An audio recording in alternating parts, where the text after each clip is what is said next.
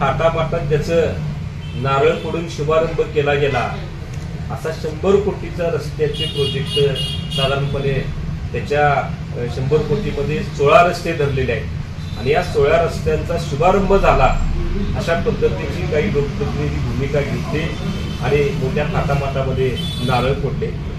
मला या अनुषंगानं काही गोष्टी आपल्यासमोर मांडायच्या आहेत की 31 मे पर्यंत 5 रस्ते पूर्ण करतो अशा पद्धतीचा महानगरपालिकेने दावा केला होता आणि त्याचबरोबर हे डिझाईन परिपूर्ण होतंय का नाही हे बघण्यासाठी महानगरपालिका एक क्वालिटी कंट्रोलचं सर्कल नेमते।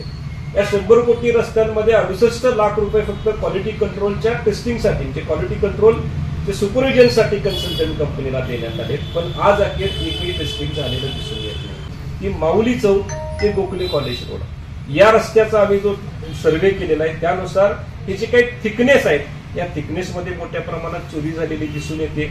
रस्ता पूर्ण झाला असं कालच पालकमंत्र्यांनी सांगितलं। पालकमंत्र्यांना मला सांगायचंय रस्ता पूर्ण झाला हे डिक्लेअर करत असताना तुम्ही रस्त्यावर जाऊन आलात का? तुम्ही रस्ता बघितलात का? कुठल्या लोकप्रतिनिधींनी त्याच्यामध्ये लक्ष घातलंय? कारण त्या रस्त्याची जी इस्टिमेट व्हॅल्यू आहे ती 7 कोटी 72 लाख म्हणजे पावणे 8 कोटीची जवळपास इस्टिमेट वाढली आहे। आणि आता जर रस्त्याचं काम बघितलं तर त्याच्यामध्ये मगाशी सांगितल्याप्रमाणे बीसी, डीडीएम, डब्ल्यूएम आणि जीएसटी या थरांमध्ये फरक दिसतोय। त्याचबरोबर त्या रस्त्याला डाव्या बाजूला पडदी मारायची होती, पडदी मारलेली नाहीये।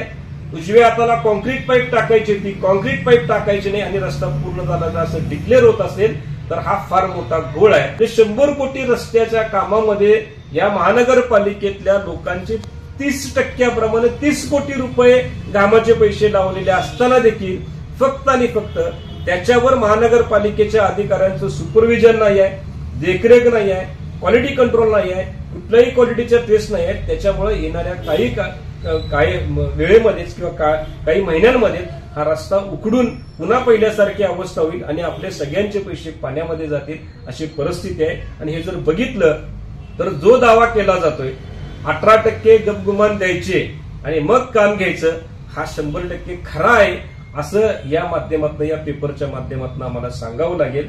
आम्ही इथंच थांबणार नाहीये।